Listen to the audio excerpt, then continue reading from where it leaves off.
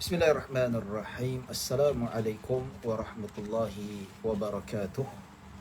Innal hamdalillah nahmaduhu wa nasta'inuhu wa nastahdihi wa nastaghfiruh wa na'udzu billahi min shururi anfusina wa min sayyiati a'malina. Man yahdihillahu fala mudilla lahu wa man yudlil fala hadiya lahu.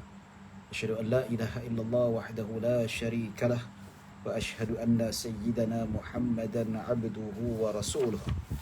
اللهم صل وسلم وزد وبارك على سيدنا محمد عبدك ورسولك النبي الأمي وعلى آله وصحبه أجمعين. سبحانك لا علم لنا إلا ما علمتنا إنك أنت العليم الحكيم. Rabbi syurah li sadri wa yassir li amri wahlul 'uqdatan min lisani yafqahu qawli, amma ba'd. Alhamdulillah thumma alhamdulillah. Setinggi-tinggi kesyukuran kita rafa'kan kepada Allah atas nikmat serta limpahan kurniaan daripada Allah. Dengan izinnya kita dapat berkumpul dan berhimpun pada malam ini. Kita bersama-sama dalam siri yang ke-25 pengajian fiqh mazhab al-Imam Asy-Syafi'i berpandukan kitab fiqh manhaji, iaitu bab berkaitan dengan akhwal syakhsiyah, iaitu bab nikahan ataupun perceraian dan seumpamanya. Pada pengajian yang lalu kita sudah sama-sama bincangkan bab berkaitan dengan iddah. Iddah sudah kita bincangkan lebih kurang dalam 2 siri. Maka insya-Allah kalau nak dapatkan lebih pendetailan ataupun lebih penjelasan, maka boleh rujuk pada perbincangan yang lalu. Jadi ada iddah penceraian dan ada iddah disebabkan kematian, dan begitu juga situasi ataupun keadaan wanita itu berubah. Maksudnya bilangan berapa lama bergantung pada situasi. Ada yang diceraikan belum disentuh lagi, ya, ada yang diceraikan disebabkan dia sudah belum tidak ada haid, sama ada menopause ataupun belum akil balik. Jadi begitu juga yang diceraikan dalam keadaan dia masih boleh keluar haid, diceraikan dalam keadaan mengandung. Maka itu ada tempoh-tempoh yang berbeza. Maka kalau kita nak dapatkan pencerahan ataupun pendetailan, maka tuan-tuan dengan secara bebasnya boleh merujuk pada bab ataupun siri yang ke-25. Dan pada malam ini kita nak bincangkan iaitu berkenaan dengan nafkah. Nafkah ni biasa nafkah lah bila bersebut pasal perkahwinan, dia sebut pasal penceraian, sebut pasal iddah, maka disebut juga dengan nafkah. Ini antara 2 bab yang boleh kita katakan 2 bab yang terakhir dalam bab ini, yang mana kalau kita lihat dari segi sudut pengertian nafkah itu, nafkah dari segi bahasa bermaksud mengeluarkan atau menghabiskan sesuatu. Nafkah yang mengeluarkan milik kita. Kalau ada buah, kita habiskan buah tu. Kalau ada duit, kita habiskan duit tu, ya. Anfaqa ar-rajulu darahima. Seorang lelaki telah menghabiskan dirham-dirhamnya. Itu dari segi bahasa, ya. Jadi ada kaitanlah nafkah tu memang keluar duit. Cuma kalau kita ambil definisi daripada sudut lughah sahaja tak cukup. Maka perlu dilihat pada maksud nafkah dengan erti kata penggunaan istilahnya, ya. Baik tuan-tuan dan puan dirahmati Allah Subhanahu wa taala, apabila disebutkan perkataan nafkah, ia digunakan kepada perkara yang baik-baik saja, ya. Anfaqa ar-rajulu darahima li syira'i at-tumur. Contohnya seorang lelaki telah menghabiskan dirhamnya untuk membeli buah tamar. Baik, ya. Tapi kalau al-khumur, arak, itu tidak boleh tidak digunakan. Tetapi digunakan istilah yang berbeza. Asrafa, ya. Asrafa dananirahu bi syira'il khumur. Dia telah membazirkan, ya. Tapi anfaqa ni infak benda yang baik-baik. Manakala sementara dari segi istilah, ia bermaksud semua keperluan asas manusia seperti makanan, minuman, pakaian dan tempat tinggal. Ya. Baik. Maksudnya istilahnya yang mana kita sebut dari segi istilah bermaksud semua keperluan asas manusia seperti makanan, minuman, pakaian dan tempat tinggal manusia. Ini asas. Ini asas. Sebab tu kita perlu pada definisi. Definisi itu sangat penting supaya apa kita faham apakah maksud dengan nafkah tu. Ya, sebab kita tak tahu definisi, kita tak belajar ilmu fiqh, ramai yang salah faham tentang definisi nafkah tu. Sampai dia kata dah bagi makan cukup, dah bagi pakai cukup, rumah tersedia, wajib bagi isteri duit poket lagi. Itu dia. Jadi benda ni tuan-tuan, benda yang salah faham. Sebenarnya asas itulah. Tapi kalau nak lebih tu terserah pada suami lah. Ihsan dia, betul tak? Biasa ihsan suami bagilah, betul tak? Ya. Tapi kalau kita kahwin, tak nak kerja, ya, nak duduk rumah, okey, tak apa, cukup dengan apa makan sehari 3 kali 4 kali, pakaian cukup cucuk aurat, nak keluar berjalan pun ada pakaian, ya, bukan tiap-tiap minggu beli pakaian, bukan tiap-tiap bulan, selagi mana pakaian boleh pakai, itulah cukup nafkah tu. Ya, tak semestinya 2 bulan sekali kena beli pakaian, sekali boleh pakai. Itu hakikat sebenarnya. Kalau nafkah tu cukuplah sebenarnya, tuan-tuan.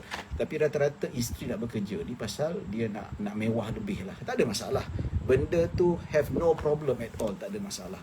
Cuma jangan pula demand, tanggungjawab awak sebenarnya ni. Ni bayar Langkawi, cuti ni tanggungjawab awak sebenarnya tau. Bila jalan bukan nafkah. Betul tak? Ya, pendidikan kena bagi pendidikan, hantar sekolah kerajaan, ya. Tapi isteri nak hantar sekolah swasta, bang hantar sekolah swasta, bang kerajaan, Allah, belanja banyak, ya, sebulan 1,000 kalau 3 orang. Ini tanggungjawab abang tau, kena sedia.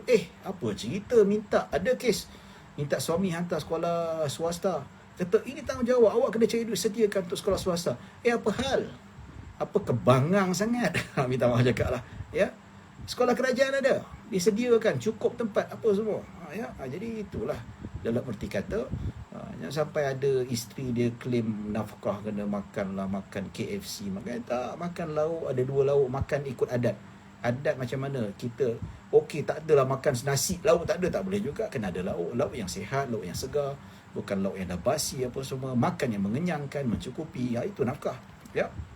Baik. Ia dinamakan nafkah kerana ia dikeluarkan atau dihabiskan untuk tujuan keperluan asas tersebut. Nama pun keperluan asas. Ya. So sekolah swasta tu bukan keperluan asas. Tapi kalau duit lebih tak ada masalah, boleh je, no problem. Kita tak mengingkari perkara itu. Betul tak?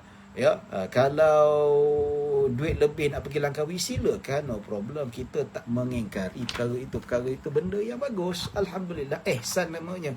Maksudnya bawa anak berjalan, ya, beli beg mahal, beli handset untuk isteri, itu ihsan, dia bukan satu keperluan. Ya, susahlah nak kontak, yalah, kalau nak kontak pun senang, phone murah pun boleh, tapi ini jenis nak minta iPhone 12 dan sebagainya, ya penat lah suami dan sebagainya. Ya, tuan-tuan dan puan-puan dirahmati Allah Subhanahu wa taala. Baik, jenis nafkah. Ya, terdapat 5 jenis nafkah. Ya, nafaqah. Buku ni dia eja ikut Arab betul lah. Ya, nafaqah. Ya. Tapi ialah, tapi kalau ikut DBP, Dewan Bahasa Pustaka, ejaannya nafkah. NAFKAH. Itu nafkah. Yalah, kalau ikut bahasa Melayu itulah ejaan dia. Kalau nafaqah itu ejaan bahasa Arab. Tapi saya lebih selesa menggunakan ejaan DBP lah, nafkah. Tapi kalau bahasa Arab kita sebut nafaqah. Ya. Baik, terdapat 5 jenis. Kalau saya terjemah buku ni, saya akan tulis nafkah, bukan nafaqah, sebab ikut standard. Ya. Sebab apa, kalau kita tak ikut standard, kalau Mak Saleh dia ikut standard dia. Dia ikut, kalau England ikut Oxford dia. Sebab tu England dengan Amerika beza sikit ejaan dia. Amerika dia ada standard DBP dia. So kita orang Malaysia kena ikut standard kita lah. Sepatutnya lah kan. Tapi tak apa, tak ada masalah lah kan. Kalau saya akan ikut ejaan standard. Sebab apa, saya dekat pejabat mufti wilayah, saya bertanggungjawab dalam artikel, research dan sebagainya. Itu memang partikular bab terjemahan. Kita kena rujuk DBP. Itu standard, maksudnya untuk menjaga credibility. Ya, baik tuan-tuan dan puan-puan dirahmati Allah Subhanahu wa taala. Terdapat 5 jenis nafkah, iaitu nafkah seseorang kepada dirinya sendiri. Ada 5 jenis. Ada 5 jenis. Kalau sebut tentang nafkah ni, dia ada 5 jenis. Pertama, nafkah seseorang kepada dirinya sendiri. Ya. Kedua, nafkah furuk kepada usul. Nafkah furuk kepada usul ni iaitu anak kepada bapa, kepada atuk nenek. Ya. Jadi ada syarat-syaratnya lah.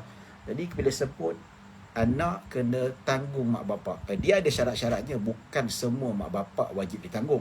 Kalau macam tu atuk pun kena tanggung juga. Kalau atuk masih hidup, nenek masih hidup, nenek kita lah, sama ada nenek belah bapa ataupun nenek belah mak, sama ada atuk belah bapa ataupun atuk belah, ada syarat je. Tak semua kalau macam tu aku kau cucu kena bagi, semua cucu yang ada ni kena bagi aku duit setiap bulan 1,000.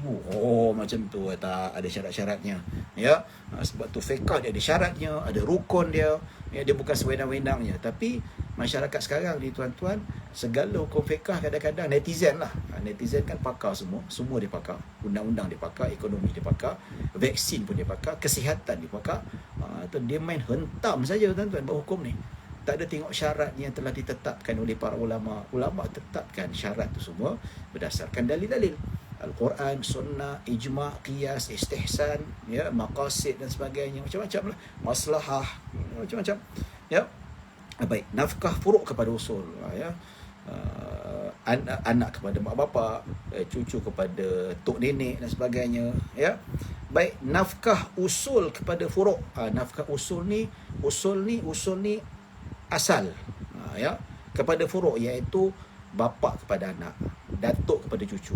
Maksudnya atuk pun wajib tanggung saya. Dia tuntut datuk. Atuk dalam kitab fiqh haji ni, atuk wajib tanggung cucu. Ya, apa kehenya aku nak tanggung kau, bapa kau hidup lagi. Dia tak tahu fiqh. Ya, kata kalau bapa kanak-kanak tu dah meninggal, maka atuk lah yang wajib tanggung. Kalau atuk dia mampu dan sebagainya. Ya. Baik, keempat, nafkah suami kepada isteri. Nafkah suami pada isteri dan nafkah yang lain.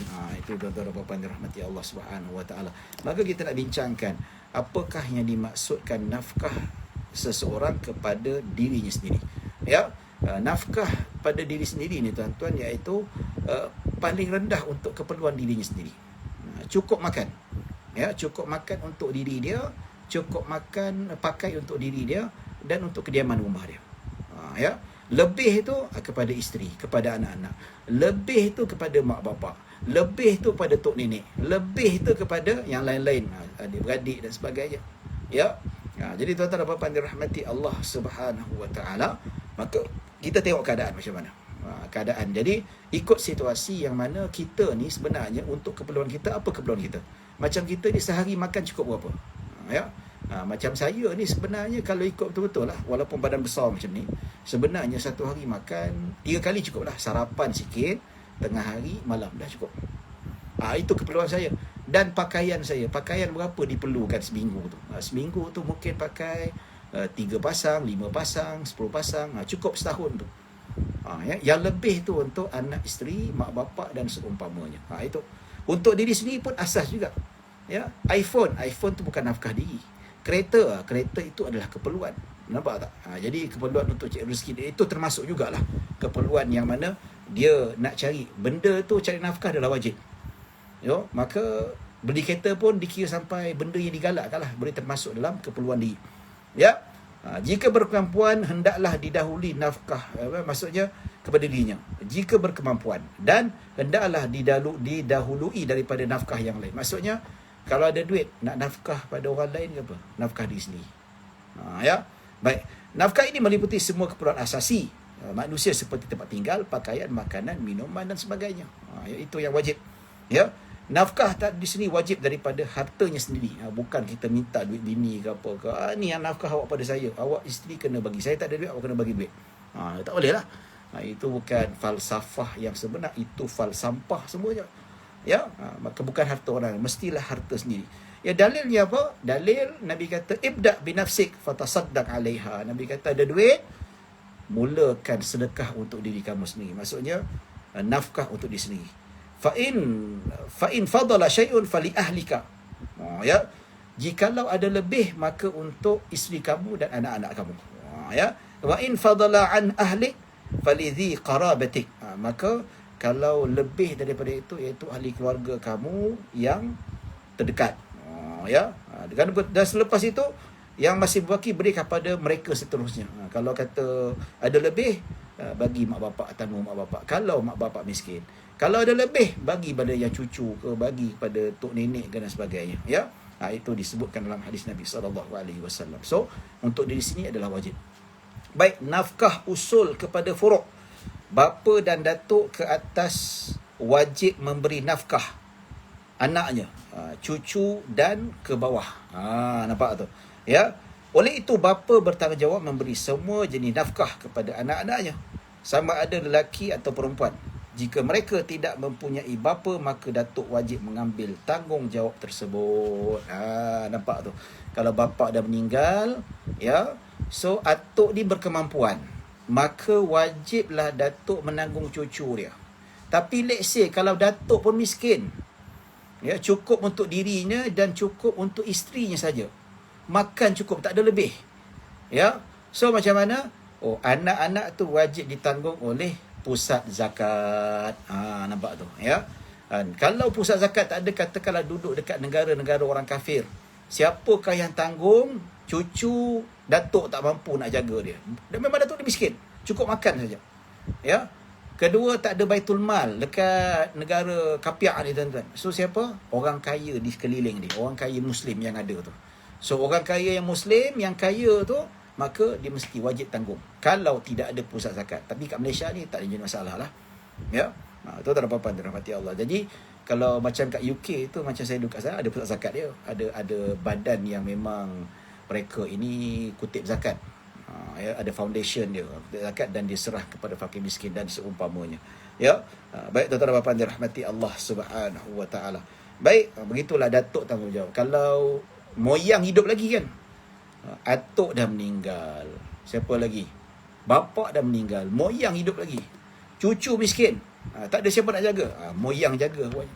Katakanlah moyang di umur 100 lebih, sihat walafiat, anak dia dah meninggal, cucu dah meninggal, cicit dia kecil lagi, ya, baru 2-3 tahun, tak ada siapa nak jaga. Dia ambil, dia bagi makan, dia bagi apa, ya, keperluan hantar sekolah, pendidikan, tempat tinggal, pakaian.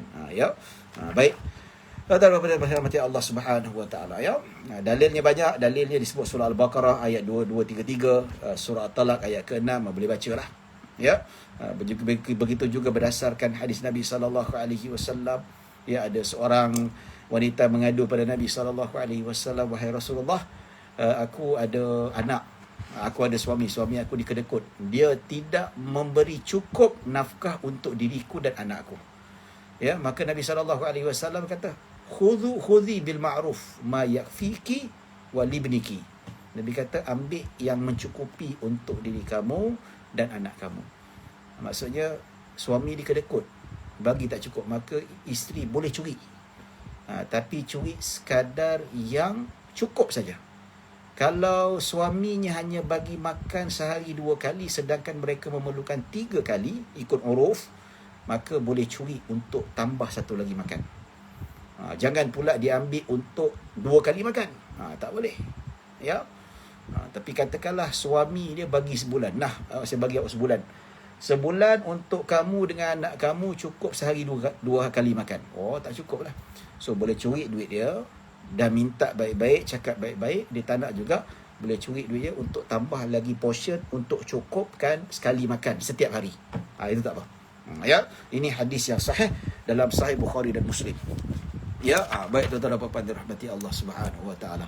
Baik, sekarang kita nak masuk syarat wajib nafkah, usul kepada furu'. Ya. Macam mana masuk syarat dia apa? Bilakah bapa wajib menanggung anaknya? Bilakah datuk wajib menanggung cucu? Ini syarat-syarat dia.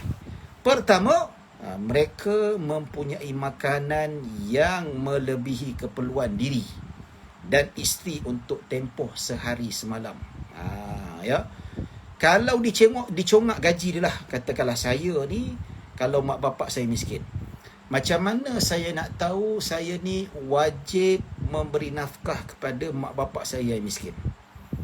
Kalau saya wajib, kalau saya mampu, maka saya wajib tanggung mak bapak saya. Kalau kira-kira tak cukup untuk saya dengan anak-anak saya, maka saya tak wajib tanggung mak bapak saya, walaupun mereka miskin sekalipun. Ya. So siapa yang tanggung mak bapak saya kalau saya tak mampu? Baitul Mal, pusat zakat. Nampak tak? So pusat zakat, dan begitu juga dari segi sudut keperluan yang lain. Contohnya lah, ya. So macam mana? Disebutkan di sini melebihi keperluan tempoh sehari semalam. Okey, kalau ikut sekarang ni, kita nak ambil sehari semalam, ya, kita kira sebulan gaji. Ya. Sebulan gaji kalau kita potong sehari makan. Sehari semalam makan. So makan tu kalau kita tolak sehari, average sehari berapa untuk kita satu family? Katakanlah saya 5 orang, satu hari RM30. Untuk makan yang sederhana. Ya. Kalau makan luar tak cukup tuan-tuan. Sehari RM30 tu mewah tu. Bukan mewah lah. Bolehlah makan 3 kali. Beras. Sebab apa? Masak sendiri jimat. Katakanlah sehari 30. So 3 kali 3 iaitu 900 untuk saya dan anak isteri saya. So 900 cukup. Okey, ada lebih tak? So ada lebih 2-3 ribu lagi. Okey, tolak kepala lain. Tolak bayar rumah. Bayar rumah apa? 1,000. Tinggal dan tolak keperluan lain kereta. Nampak? Ya. Jadi bila tolak tu semua ada lebih tak? Kalau ada lebih bermakna kita wajib tanggung mak bapak kita yang miskin. Nampak tu? Ya, kita wajib tanggung mak bapak kita yang miskin. Ya. Baik, hanya jika makanan yang dimiliki hanya cukup digunakan dalam tempoh tersebut untuk dirinya saja atau untuk diri dan isteri dan tidak wajib memberi nafkah kepada furuknya. Ya, katakanlah dia ni, tapi jangan berlaku lah tuan-tuan, jangan berlaku. Ya, jangan berlaku. Katakanlah dalam hal ini ulama berselisih pendapat. Ya, berselisih pendapat. Siapa yang wajib bagi anak nafkah ke bagi isteri nafkah? Mana lebih utama? Ya. Tapi kalau ikut sebagian ulama kata isteri lebih utama daripada anak. Baik. Katakanlah makan cukup-cukup untuk dia dengan isteri saja, anak tak cukup duit. Adakah wajib diberi nafkah? Nak bagi nafkah tak ada duit. Cukup untuk diri dia. Kecuali kalau biasa di bapa korban lah kan. Ini cerita hukum. Untuk diri dia dan isteri dia. Untuk anak wajib tak? Dalam hal ni cukup untuk diri dia dan untuk isteri dia. Hukum, cerita hukum, tak wajib. So anak macam mana? Anak zakat ambil alih lah. Itu yang berlaku pada zaman Nabi SAW. Dan itu yang berlaku pada zaman Khulafa Ar-Rashidin. Ya. Ada lelaki itu memang tak cukup makan. Tak cukup makan. Jadi Baitul Mal yang tanggung. Ya. Ada sahabat Nabi tak makan. Sampai anak-anak dia makan. Sampai perut dia tu boleh mencecah, boleh apa tu. Ya. Jadi sahabat Nabi Khulafa Ar-Rashidin bagi makan dan seumpamanya. Ya. Baik. Baik, kedua, furuk adalah orang yang fakir. Furuk tu orang yang fakir. Katakanlah furuk tu maksudnya di samping masih kecil, tua atau gila. Nampak tu. Mestilah furuk tu fakir. Contohnya lah, ya. Katakanlah atuk ni nak tanggung cucu dia. Wajib tak datuk tanggung cucu dia? Ya, pertama tadi cukup untuk dia, lebih, ada lebih untuk diri dan isteri dia ada lebih, maka dia wajib tanggung cucu dia. Kalau tak ada lebih, maka zakat akan ambil alih. Baik, dan kedua pula, kalau furuk itu cucu dia tu kaya, mak bapak tinggalkan harta banyak, so atuk tak wajib. Ya, atuk tidak wajib. Sebab apa? Cuma atuk dia jadi pemegang amanah ataupun bapak dia lantik pemegang amanah. Katakanlah bapak dia tinggalkan juta-juta duit, so pemegang amanah dah siap-siap bagi upah dah tuan-tuan, dia allocate-kan tiap-tiap bulan masukkan anak dia 2,000. Ya. Jadi atuk dia tak wajib dah allocate. Di samping dia masih kecil. Ya. Ada juga yang dewasa tapi tak ada duit. Pekerja lah. Kena pergi kerja. Katakanlah dia kata, cucu saya ni umur dah 20 tahun. Ya. Dah habis belajar dah. Ya, tapi saya kena tanggung dia juga. Pasal apa? Dia duduk rumah tak bekerja. Tak boleh lah macam tu. Ya, kalau saya macam tu, perambat dia. Kau keluar pergi cari kerja. Kalau nak sambung belajar, diploma sambung degree, yes, aku tanggung. Ya, tapi pergi cari kerja, pergi apa, barulah tanggung. Nampak tu? Ya. Masih kecil, tua atau gila. Ataupun katakanlah furuk dia tu tua sangat ataupun gila lah. Gila. Walaupun dah dewasa sekalipun, gila tak mampu nak bekerja, maka datuk yang ada lebihan untuk tanggungan dirinya, maka dia wajib tanggung furuk ni ataupun cucunya yang sudah gila. Ya. Baik, oleh itu nafkah furuk yang masih kecil, yang fakir ataupun tidak mampu bekerja, tak mampu bekerja sebab cacat, paralyzed dan seumpamanya, ya. Dan furuk yang fakir dan gila adalah tanggungjawab bapa dan tanggungjawab datuk kalau bapa tak ada. Jika bapa tidak ada, ia menjadi tanggungjawab datuk. Ya. Yang dimaksudkan dengan fakir di sini adalah tidak mampu bekerja. Bukan malas bekerja. Ya, tidak mampu bekerja. Sebab tu kalau anak yang dah habis sekolah, bapa suruh belajar tak nak belajar, kerja dia merempit saja, ya, tak nak kerja, itu bukan tak mampu kerja, itu malas kerja. So bapa di sini boleh halau dia. Boleh halau dia. Boleh halau dia. Begitu juga, ya, kalau anak tu sudah akil baligh dan tak nak sekolah sampai tingkatan 3 saja. 15 tahun. Dia pergi tak nak. Duk ponteng pergi sekolah. Tak nak sekolah. Nak buat apa? Tak nak pergi sekolah. Okey, tak nak pergi sekolah. Kau pergi cari kerja. Pergi cari kerja, balik rumah nak makan. Abah, nasi mana mak? Mak tak ada. Tak ada. Abah masak untuk mak dengan abah, untuk engkau tak ada. Apa saya nak makan lapar ni? Saya bukan ada kerja. Kau nak berhenti sekolah, kau pergi cari kerja sendiri, makan sendiri. Ataupun pergi cari kerja, tak kira kerja kilang ke, kerja apa, jaga ke, balik bawa duit pasar. Walaupun 15 tahun. Ya, tapi dikira dia masih lagi belajar dan dia masih lagi tidak ada keperluan ataupun mampu untuk bekerja, maka dia wajib bekerja. Kalau dia malas bekerja, bapa masih lagi tak wajib nak tanggung anak dia. Ya. Baik tuan-tuan dan puan-puan dirahmati Allah Subhanahu Wa Taala. Jika anak itu telah balik dan mampu bekerja, bapa tidak wajib memberi nafkah sekalipun anak itu tidak bekerja. Maksudnya yang malas lah. Ya. Maksudnya malas bekerja, bapa tak wajib. Berlapar lah macam tu. Kata kalau ada anak dia umur 17 tahun, malas nak sekolah, malas nak kerja. So bapa dia tak bagi makan sampai kurus lah. So tak boleh blame bapa dia. Ya. Sebab apa? Kalau dia belajar, bapa dia tanggung. Dah tak nak belajar, lepas tu kerja malas, bapa tak tanggung, rasakanlah. Ya. Jika anak itu tidak bekerja kerana masih belajar, lihat kepada ilmu yang dipelajarinya. Nampak tak? Ya. Kalau anak tu dah akil baligh, ya, dia tidak bekerja, tapi dia masih belajar. Tengok ilmu dia. Ilmu ni macam mana? Ilmu itu berkaitan dengan kewajipan dirinya. Seperti ilmu akidah dan ilmu ibadat, iaitu ilmu fardu ain. Ya, ilmu fardu ain. Ia dianggap tidak mampu bekerja dan bapa wajib memberi nafkah. Pasal apa? Dia sibuk untuk keperluan diri dia. Untuk belajar ilmu fardu ain. Fardu kifayah lain. Ya, yang belajar syariah, yang belajar usuluddin itu fardu kifayah, itu bukan fardu ain. Maksudnya, kalau dia tak belajar ilmu untuk kewajipan diri dia, dia tak reti semayang. Dia tak kenal Allah. Dia tak kenal Nabi. Dia tak kenal akidah yang betul. Ini dia wajib belajar.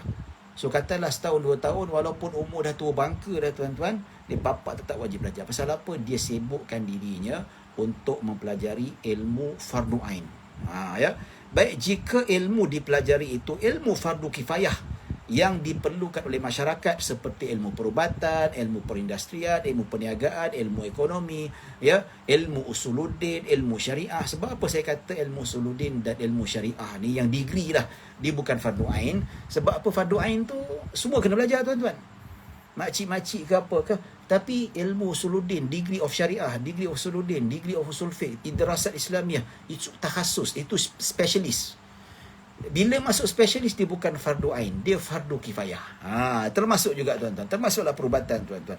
Yang fardu ain asas tu, reti nak semayang, reti nak tahu akidah, nak kenal Allah, ya, tahu perkara yang syirik dan sebagainya, membezakan antara syirik dan kufur, membezakan tauhid dengan syirik dan sebagainya. Itu. Ya, tahu membaca Al-Quran, ya, itu kewajipan dia lah tuan-tuan. Okey? Jadi baik, tengok keadaan. Kalau ilmu fardu kifayah seperubatan, ya, seperti ilmu spesialis ni, ya, dan dia tidak bekerja sedangkan dia mampu berbuat demikian, bapa membuat pilihan. Maksudnya dia tak nak bekerja tapi dia pilih untuk belajar ilmu fardu kifayah. Dia boleh bekerja sihat walafiat, ya, tetapi dia pilih untuk melanjutkan pelajarannya dalam ilmu fardu kifayah. So macam mana tuan-tuan? Bapa boleh buat pilihan sama ada nak bagi dia nafkah ataupun tidak. Kalau bapa tak nak bagi nafkah, bapa dia tak dosa. Ya. Jadi dalam situasi macam ni tak apalah tuan-tuan, ya. Tapi biasanya mak bapa ni dia memang bagi ihsan lah. Ihsan dari segi sudut keperluan yang biasanya kalau kita lihat mak bapa tanggung lah juga kan. Tapi kebiasaannya bila dah masuk universiti, mak bapa pun tak mampu juga. Ya, macam mana? PTPTN lah. PTPTN marah dan sebagainya. Ya. Macam saya juga masa saya belajar tu dapat zakat sikit dan bapa tanggung sikit. Nampak tak? So tapi kalau sebenarnya kalau bapa saya tak nak tanggung saya, tak salah tuan-tuan. Sebab apa? Saya mampu bekerja. Nampak tak? Tapi bapa saya nak saya belajar. Sambung degree, habis degree saya alhamdulillah ke Al-Azhar, saya dapat degree, sampailah master PhD, belanja sendiri, belajar dan sebagainya. Ya. Baik. So bapa ada pilihan. Sama ada nak tanggung atau tidak. Biasa bapa tanggung. Tapi kalau ikut hukum, ya, okey, kau dah masuk universiti, kau nak belajar, itu pandai-pandailah kau cari duit. Abah tak nak masuk campur. Walaupun bapa dia berduit banyak. Bapa zalim lah. Itu kezaliman tu dari segi sudut hukum dia bapa tidak zalim. Ya. Baik, kalau ikutkan betul-betul anak sudah akhir balik, tak wajib tanggung lagi dah. Tidak wajib tanggung lagi kalau ikut sepatutnya. Tapi ikut uruf kita selagi mana sekolah menengah. Ya. Kalau ikut hukum kita, hakim yang menetapkan anak diwajib tanggung selagi mana di dalam sekolahan. Sekolah menengah 17 tahun lah. Ya, 18 tahun masuk universiti itu bapa dah tak wajib lagi dah. Ya. Kecuali kalau dia sudah akhir balik, dia belajar ilmu fardu ain dan tak bekerja, sedangkan dia mampu bekerja. Kat sini bapa masih lagi wajib tanggung walaupun dia mampu bekerja. Tapi sebab apa? Dia belajar fardu ain, ya. Baik tuan-tuan dan puan-puan dirahmati Allah Subhanahu wa taala. Kadar nafkah. Nafkah tidak mempunyai kadar tertentu, ia hanya ditentukan berdasarkan konsep cukup. Ya. Setiap negara, adat masyarakat berbeza. Ya, mungkin cukup kalau kita nak kata dekat Malaysia dengan Pakistan berbeza, harga beras berbeza, harga tepung berbeza tuan-tuan. Negara-negara tu harga lembu berbeza, harga kambing, harga ikan berbeza, harga sayur berbeza tuan-tuan. Betul tak? Kat kampung harga cost living lain. Ya, kalau dekat kampung harga sayur lebih murah. Jadi ikut kadar macam mana. Sebab itu kalau pusat zakat dia tentukan had kifayah. Had kifayah, had kemampuan, had cukup. Dia berbeza. Kampung berbeza, bandar berbeza. Ya, jadi tidak mempunyai kadar tertentu. Ia hanya ditentukan berdasarkan konsep cukup. Contoh, kalau seorang anak dekat bandar, bapa kena bagi sebulan RM700. Kalau dekat kampung, RM400. Ya. Jadi tuan-tuan dan puan-puan dirahmati Allah Subhanahu wa taala, ini tunjuk keperluan asas. RM700. RM700 untuk makan dan pakaian. Pakaian mana cukup? Ini pakaian bukan tukar setiap bulan. Baju sekolah tu beli 3 pasang, cukuplah setahun. Betul tak? Biasanya lah kan, anak saya cukup. Cuma kalau tahun depan tukarlah, mungkin dah lusuh ataupun dia dah kecil dan sebagainya. Maksudnya anak kita membesar kan. Ya, jadi berdasarkan pandang umum. So, sebab itu kalau kita lihat rate untuk had kifayah zakat kat mana-mana negeri dia berubah tiap-tiap tahun. Tengok inflasi macam mana, ikut kadar kenaikan harga barang macam mana, maka dia berubah. Ya, dia akan revision balik. Sebab itu kalau pusat zakat tiap-tiap tahun, tiap 2-3 tahun sekali dia akan buat bengkel, buat kajian berapa sebulan ni, berapa macam ni. Ya, baik tuan-tuan dan puan dirahmati Allah Subhanahu wa taala, ikut kadar. Ya, kalau kat bandar tak silap saya 700 kot untuk seorang anak. Kalau 3 orang anak, ya 2,100. Untuk isteri keperluan dia mungkin dalam 1,000 tak silap. Tak tahulah, wallahu alam. Itu keperluan termasuk barang dapur semua sekali lah. Ya. Baik tuan-tuan dan puan dirahmati Allah Subhanahu wa taala. Baik, dalilnya ikut kemampuan surah At-Talaq ayat ke-7. Boleh baca sendirilah surah At-Talaq ayat 7 itu dalilnya. Sebab kita nak menjimatkan masa. Okey. Baik, nafkah yang tidak diberi pada waktunya. Ini penting ni. Kalau nafkah yang tidak diberi pada waktunya, adakah bapa tu dikira sebagai berhutang? Katakanlah bapa 2 bulan tak bagi nafkah, adakah dikira sebagai berhutang? Baik, dalam mazhab Syafi'i dan jumhur ulama mengatakan ia tidak dikira sebagai hutang. Kalau lambat bayar ke, tak bayar ke, kalaupun bapa sengaja tak nak bayar, dia berdosa. Dosa besar lah. Ya? Tapi dikira hutang tak? Katakanlah bapa tak bagi nafkah selama 3 tahun. Kena hutang pada anak tak? Hutang pada isteri kan tidak dikira sebagai hutang. Hutang macam mana kecuali telah ditetapkan oleh hakim. Ya. Jadi kalau hutang yang wajib dibayar tunggakan tu, hakim saja yang berhak untuk menentukan hutang atas dasar maslahat. Ya. Tapi kalau ikut asasnya, ia bukanlah sebagai hutang. Sebab itu, nafkah yang tidak diberikan kepada furu', iaitu kepada cucu, kepada anak, tidak menjadi hutang kepada pemberi nafkah apabila ia tidak diberikan pada waktunya. Ini disebut dalam kitab Fiqh Haji. Hal ini adalah kerana nafkah merupakan pertolongan daripada usul kepada furu'. So bila disebutkan sebagai pertolongan, dia bukan lagi sebagai satu perkara yang hutang. Saya tolong awak. Ya, okey, saya nak tolong awak. Saya ada duit nanti, saya nak tolong awak. Kita pula tuntut, kita lambat bagi, kau hutang aku. Pertolongan tidak dikira sebagai hutang. Oleh itu, ia bukanlah pemilikan hak tertentu. Dia bukan hak anak, tetapi ia diberikan kerana hubungan kekeluargaan. Nampak tak? Ya, maksudnya furuk ataupun anak ataupun cucu mendapatkan keperluan daripada nafkah. Jika berlalu sesuatu keperluan dan anak tidak meminta nafkah, katakanlah anak tu tak perlu nafkah, katakanlah duit cukup, makan cukup, ya, dia ada duit lebih, ya, bapa tak bagi nafkah. Ya. Jadi bila bapa tak bagi nafkah sebab anak tidak memintanya untuk ditampung, contohnya belanjaan keperluan itu, untuk menjaga kehormatan diri, dia malu nak minta bapa dia. Ataupun bapa tu lupa, ataupun anak tu lupa. Ataupun kata tuan, mak, kalau isteri lupa, bang nafkah saya, lupa, bang bapa pun lupa. Ya, adakah dikira hutang? Tidak dikira sebagai hutang. Kalau bapa lupa nak bagi. Ya, kalau isteri lupa nak minta, ataupun anak sengaja tak nak minta pasal malu, contohnya lah kan. So 3 bulan tak minta. So kira hutang tak? Tak kira hutang. Tak wajib. Terlupa. Kenapa tak minta? Kenapa tak tuntut? Ya. Jadi tuan-tuan dan puan-puan dirahmati Allah Subhanahu Wa Taala, maka hukum nafkah itu adalah bukan hutang. Tetapi jika berlaku perselisihan, dituntut, katakanlah dituntut terlalu lama, ya, ataupun memang naik lemak, kalau tak dituntut akan menyebabkan dia engkari tanggungjawabnya, maka di sini tuan-tuan, hakim wajib menyelesaikannya.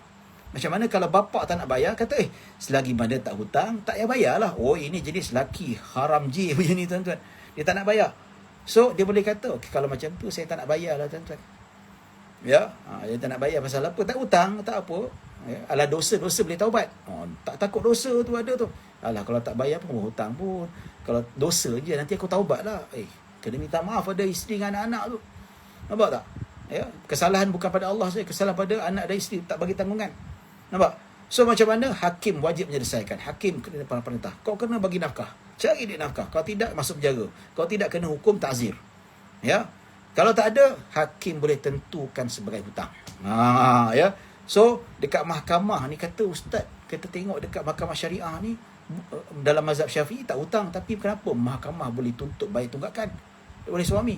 Sebab hakim ada budi bicara, hakim ada kuasa untuk tentukan. Tapi kalau hukum asal, anak kata itu hutang, tidak. Tapi kalau isteri nak tanggung, dia kata, awak isteri tak guna, suami tak guna, 10 tahun tak pernah tanggung. Saya duk minta telefon, awak tak pernah bagi. Tak apalah, bukan hutang pun, saya minta maaf lah macam tu. So isteri tak puas hati, boleh bawa ke mahkamah untuk tuntut supaya hakim declare sebagai hutang. Ya. Baik tuan-tuan dan puan-puan dirahmati Allah Subhanahu Wa Taala. Ataupun disebutkan dalam kitab fiqh, bapa tak nak bagi hutang. Bapa tak nak bagi nafkah. So apa dia boleh buat tuan-tuan? Dia boleh lakukan, katakanlah makan tak cukup, dia pergi kedai, dia beli sayur, dia beli beras, hutang atas nama suami, hutang atas nama bapa. Boleh tak? Boleh. Nampak tak? So dalam kitab fiqh boleh. Kalau kata babak degil sangat, so nanti kalau nak minta bayaran, jangan minta dekat saya, minta dekat bapa saya. Tapi dengan syarat, dengan izin mahkamah. Ya, dalam kitab fiqh sebut dengan izin mahkamah. Kalau macam tu, kalau tidak minta izin mahkamah, isteri ataupun anak tidak boleh tuntut hutang atas nafkah yang suami enggan bayar. Ya. Dan begitu juga kalau nafkah itu yang mana dia nak hutang dekat kedai atas nama suami dia ataupun anaknya, boleh, tetapi dengan izin hakim. Dan begitu juga dalam kitab fiqh, kalau suami terlupa nak bagi nafkah, betul-betul terlupa, ya, ataupun isteri lupa nak minta, anak lupa nak minta, maka bukan dikira sebagai hutang. Hakim tidak boleh mensabitkan nafkah yang tertunggak itu sebagai hutang. Tak boleh sama sekali tuan-tuan. Ya, tidak sah dan tidak dibenarkan. Okey. Baik. Jadi bila disebutkan tentang perkara itu tuan-tuan, kita nampaklah dari segi sudut hakim ni ada budi bicara dia. Ya, ada pertimbangan daripada hakim itu sendiri. Dan begitu juga kalau isteri dan anak sengaja tak nak minta. Dah tahu suami dia pelupa, dia sengaja tak minta, dia malulah nak jaga maruah. So itu juga hakim tidak boleh sabitkan sebagai hutang. Kenapa tak minta? Kalau lupa kena ingatkan. Fazakir, kena ingatkan. Fazakir, ingatkan dia. Ya, jadi sama juga. Jadi itulah pertimbangan-pertimbangan. So hakim biasa yang kata, okey, kamu diingat kata setiap bulan saya SMS minta, dia tak pernah bagi. Setiap bulan saya call minta, tak pernah bagi. So hakim kata tunggakan ni kena bayar. Ya. Baik tuan-tuan dan puan-puan yang dirahmati Allah Subhanahu wa taala.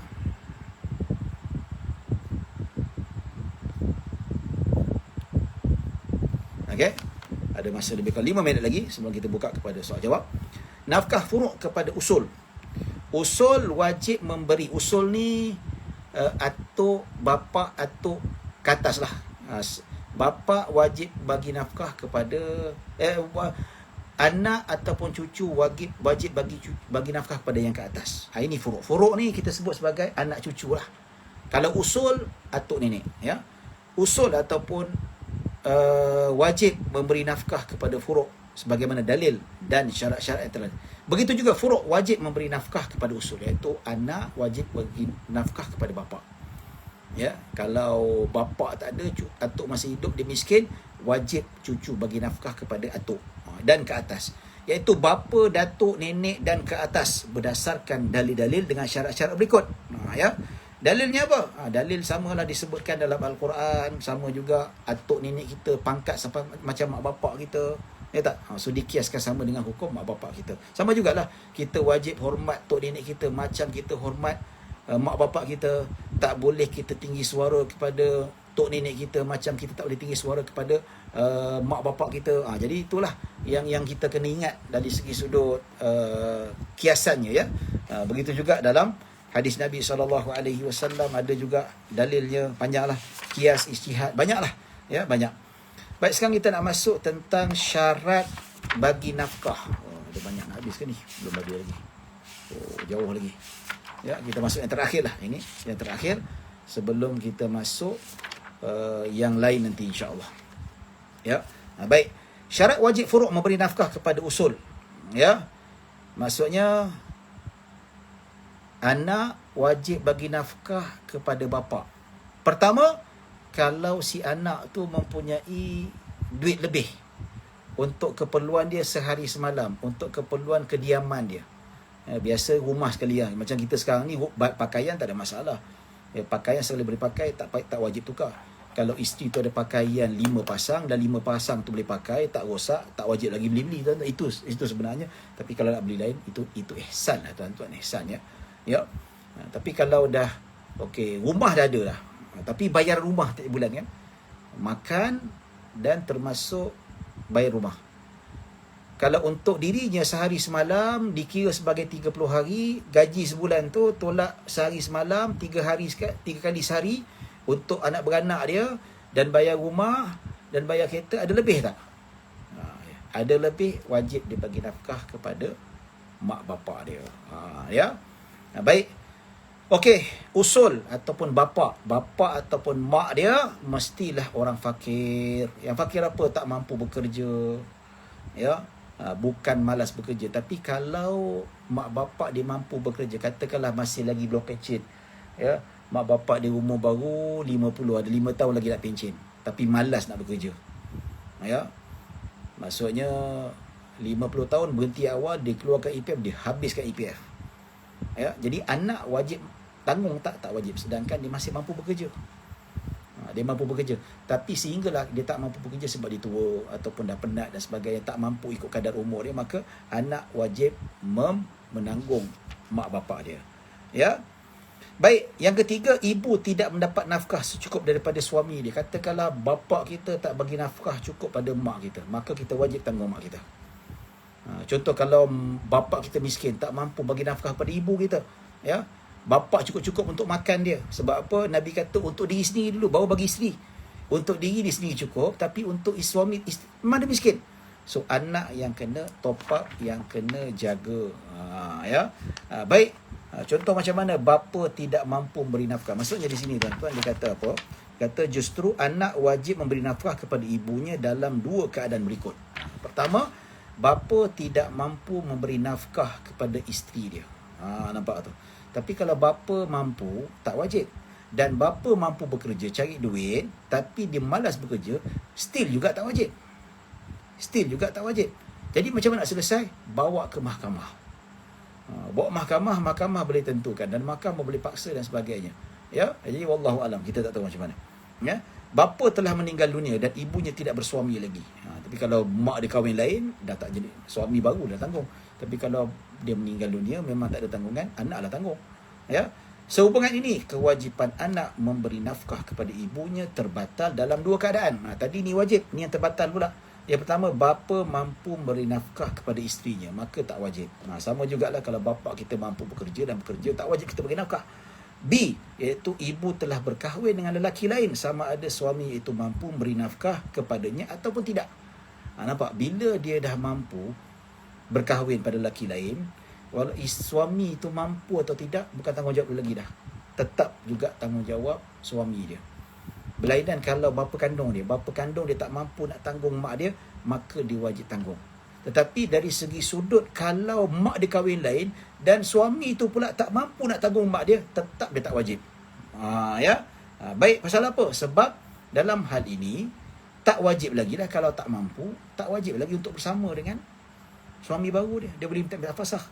Ya, tak perlu nak teruskan. Tak perlu disebabkan kekurangan bapa tirinya ataupun kemalasan bapa tirinya, maka tak wajib dia nak tanggung. Buat apa nak tanggung? Kalau bapa dia sendiri lah, memang bapa dia sendiri pun dia tak mampu tanggung mak dia, pergi kat mak dia juga. Yang tak mampu tanggung darah daging dia pula. Ini pula bapa tiri tak mampu. Ya, buat apa anak pula nak tanggung? Patut bapa tiri lah, dah nak syok dengan mak aku, kau kenalah tanggung. Nampak tak? Jadi kalau walaupun bapa tiri tak mampu untuk tanggung mak dia, maka di sini tuan-tuan dan puan-puan dirahmati Allah Subhanahu Wa Taala, maka kita lihat dari segi sudut ini, ia mestilah berdasarkan kemampuan anak. Ya. Tapi kalau dari segi sudut tak mampu, tak wajib untuk dia memberi nafkah. Ya, baik tuan-tuan dan puan-puan dirahmati Allah Subhanahu Wa Taala. Baik, setakat itu saja yang dapat kita sampaikan. Ada soalan ke? Baik. Tak ada soalan, maka kita berhenti setakat di saja. InsyaAllah kita bertemu pada hari Rabu untuk kita habiskan bab nafkah dan bab yang terakhir, bab penjagaan anak. Lepas tu habis lah. Ya, baik tuan-tuan dan puan-puan dirahmati Allah Subhanahu Wa Taala. Ya. Baik, setakat itu saja dapat saya sampaikan. Mudah-mudahan kita berdapat rahmah dan maghfirah, dapat pengampunan daripada Allah Subhanahu Wa Taala. Jadi mohon maaf kalau ada salah silap, kalau ada kekurangan, yang baik hanya daripada Allah Subhanahu Wa Taala. Kekurangan kesilapan datang daripada diri saya sendiri. Aqulu qauli hadza wa astaghfirullahal azim li wa lakum wa lisairil muslimin wal muslimat wal mu'minina wal mu'minat. InsyaAllah kita tutup majlis kita dengan tasbih kafarah dengan suratul Asr.